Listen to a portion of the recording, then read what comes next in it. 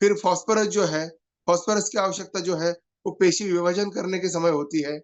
फिर हमें लगता है पोटैश, तो पोटैश लगता है, पोटैश पोषण का काम करता है, साथ में बढ़ोतरी में मदद भी करता है। देखो देखो दोस्तों, ये तो हो गए मुख्य अन्न घटक।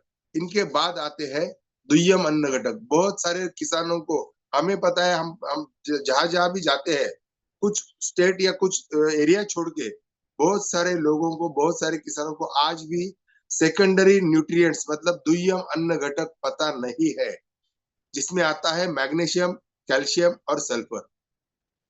देखो दोस्तों, जब पौधा बढ़ता है तो उसमें हरित द्रव्य बनाने के समय मैग्नीशियम की आवश्यकता होती है, और ये जब नहीं होता है तो इसके अभाव, इसका जो कमी होना, इसकी कमी होने की वजह से उस पौधे में जब हम लोग बाय प्रोडक्ट लेते हैं, मतलब जो अनाज हम फाइनल लेते हैं हाथ में, उस अनाज में भी उस मैग्नीशियम की कमी आती है, डेफिशिएंसी आती है। और ऐसे डेफिशिएंसी जो प्रोडक्ट हम लोग खाते हैं, समझो एक गेहूं लगाया है, अनाज लगाया है या सब्जियां लगाई है, अगर उसमें मैग्नीशियम की कमी है तो उस मैग्नीशियम की कमी का अनाज खाने की वजह से, मैग्नीशियम की सब्जी खाने की वजह से वो डेफिशिएंसी, मतलब डेफिशिएंट मैग्नीशियम, मतलब उस सब्जी में मैग्नीशियम ही नहीं है, उस सब्जी में, उस अनाज में मैग्नीशियम ही नहीं है, तो उसका इम्पैक्ट हमारी बॉडी पर भी आता है। तो हमारी बॉडी पर भी ये सारे न्यूट्रिएंट्स जो चाहिए, ये हम पौधों की वजह से, ये हम अनाज के जरिए और हम इसके जरिए लेते हैं, सब्जियों की जरिए लेते हैं। मतलब हम जो खाना खाते हैं, ये खाने में भी ये न्यूट्रिएंट्स चाहिए होते हैं, और अगर ये न्यूट्रिएंट्स अनाज में नहीं होंगे तो हमारे खाने में कैसे आएंगे।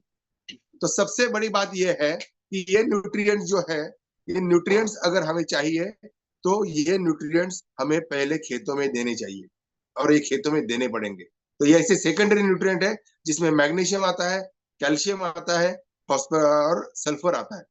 देखो कैल्शियम जो है, आपने सुना होगा, डॉक्टर भी आजकल कहते हैं, विज्ञापनों में भी बहुत सारा जो एडवर्टाइज आता है कैल्शियम का, कि कैल्शियम की कमी से क्या होता है, हमारे हड्डियों में दर्द होना, बहुत सारे जो डेफिशिएंस, मतलब कैल्शियम की डेफिशिएंसी की वजह से हमें बहुत सारी बीमारियां जो है वो आ जाती है।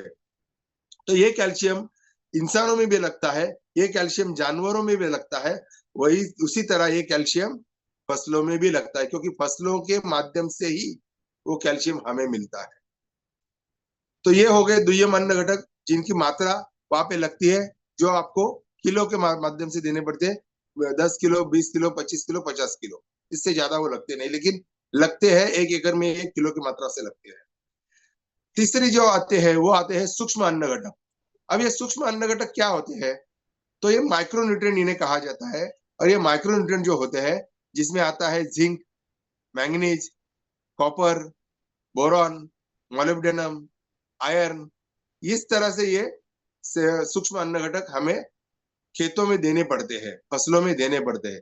ये किलो की मात्रा से होते हैं, 1 किलो 2 किलो देने पड़ते हैं, ये छिड़काव के माध्यम से देने पड़ते हैं, लेकिन देने पड़ते हैं, क्योंकि इनकी कमी भी आज देखा जाए तो हमें हमारे जरिए, मतलब हमारे शरीर के लिए जरूरी होते हैं, और ये हमारे शरीर में तभी आएंगे जब ये हमारे खाने में होंगे, और खाने में तभी आएंगे जब ये हमारे फसलों में दिए जाएंगे। तो ये देना बहुत जरूरी है। और हमने देखा कि आज हिंदुस्तान के 90% खेतों में उन उन किसानों को इनकी खबर ही नहीं है, इनकी झलक ही नहीं है कि इनको डालना चाहिए या नहीं चाहिए। लेकिन धीरे धीरे धीरे धीरे ई बायोट्रिम के माध्यम से हम लोग ये जो मिशन चला रहे हैं कि लोगों को, मतलब खेतों में सुधार करने का ये जो मिशन है, और कृषि साक्षरता अभियान जो हम लोग यहाँ पे चला रहे हैं, इसके माध्यम से लोगों को हम लोग जानकारी दे रहे हैं। हम चाहते हैं कि ये जानकारी लोगों तक पहुंचाने के लिए आप सभी डिस्ट्रीब्यूटर जो है, आप सभी एसोसिएट्स जो है, इनका योगदान बहुत मायने रखता है, क्योंकि आप लोगों को ही जाना पड़ेगा, लोगों से मिलना पड़ेगा, बताना पड़ेगा कि ये क्यों जरूरी है। देखो, एक चीज ऐसी है जो जरूरी है लेकिन किसी को पता नहीं, पूरी दुनिया की जरूरत है, लेकिन पूरी दुनिया में 90% लोगों को पता नहीं है। तो हमारा ये कर्तव्य है लोगों के पास जाके ये चीजों से लोगों को हमें रूबरू करना है, हमें इनका ज्ञान देना है, इसके लिए हमें लोगों को अवेयर करना है। देखो दोस्तों, मुख्य अन्न द्रव्य हो गए, उसके बाद दुय्यम अन्न घटक हो गए, उसके बाद सूक्ष्म अन्न घटक हो गए, सिलसिला यही नहीं रुकता लोगों। देखो, इसके साथ साथ अति सूक्ष्म अन्न द्रव्यों का होना भी बहुत जरूरी होता है, जिसमें बहुत सारे कॉम्प्लेक्सेस आते हैं, बहुत सारे माइक्रो माइक्रो न्यूट्रिएंट्स आते हैं। इसके बाद वहां पर अगर कुछ लगता है तो माइक्रो माइक्रो न्यूट्रिएंट्स के बाद लगता है हमें फाइटोकेमिकल्स। देखो दोस्तों, फाइटोकेमिकल्स, अब आप कहेंगे कि केमिकल क्या बोल रहे हैं आप। देखो, केमिकल दो तरीके से होते हैं। एक तो लैब में बनाया जाता है, वो एक केमिकल होता है जो आर्टिफिशियल होता है, और दूसरा केमिकल जो होता है वो नेचुरल केमिकल होता है। अब ये नेचुरल केमिकल में भी दो आते हैं, जो आता है बायोकेमिकल और फाइटोकेमिकल। अब ये बायोकेमिकल जो है, जो इंसानों के शरीर में या प्राणियों के शरीर में आता है, मतलब प्राणी या इंसान, हम लोग जो खाना खाते हैं उसको हजम करने का काम, हमारे बॉडी में जो केमिकल बनते हैं उन केमिकल के जरिए ये किया जाता है। जब हमारे लिवर से स्राव निकलता है, वो केमिकल निकलता है जो खाने में, हमारे जठर में जाके उसको पचाने का काम करते हैं, उसको बायोकेमिकल कहा जाता है। उसी तरह पौधों में भी जो केमिकल निर्माण होते हैं उनको फाइटोकेमिकल कहा जाता है। और ये तभी उनके शरीर में निर्माण होते हैं जब पौधा बैलेंस बढ़ता है, बैलेंस न्यूट्रिएंट्स उसको मिलते हैं और वो बढ़ता है। और उसको बैलेंस न्यूट्रिएंट तभी मिलते हैं जब हम लोग ये सारी चीजें उसको देते हैं। तो देखो दोस्तों, ये फाइटोकेमिकल क्या काम करता है पौधों में। तो जैसे हमारे शरीर में मेटाबॉलिज्म सिस्टम में ये बायोकेमिकल काम करता है, उसी तरह पौधों में भी ये फाइटोकेमिकल काम करता रहता है। उसका मेटाबॉलिज्म मतलब जो न्यूट्रिएंट्स वो पौधा लेता है, ग्रहण करता है, उसको हजम करने का काम ये फाइटोकेमिकल पौधों में करते हैं।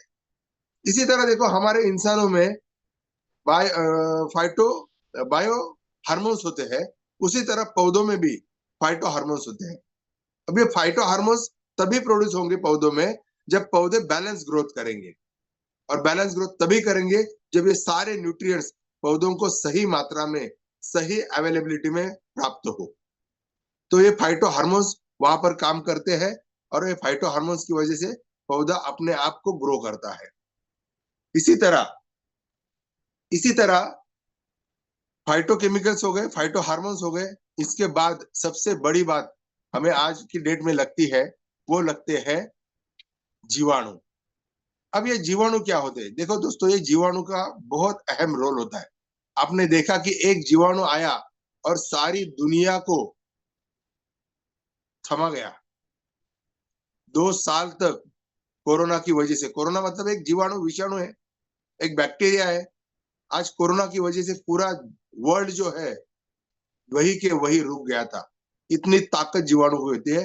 वही ताकत हमारे जमीन में भी जीवाणु जो होते हैं, ये जीवाणु के जरिए हमारे पौधों में जो हम लोग खाद देते हैं, ये खाद को पौधों तक पहुंचाने का, अवेलेबल करने का काम जीवाणु करते हैं। देखो दोस्तों, माइक्रो मतलब मैक्रो मतलब बड़े अन्न द्रव्य जो है, मुख्य अन्न द्रव्य जो है, वहां से लेके जीवाणु तक ये पूरी श्रृंखला जो है, ये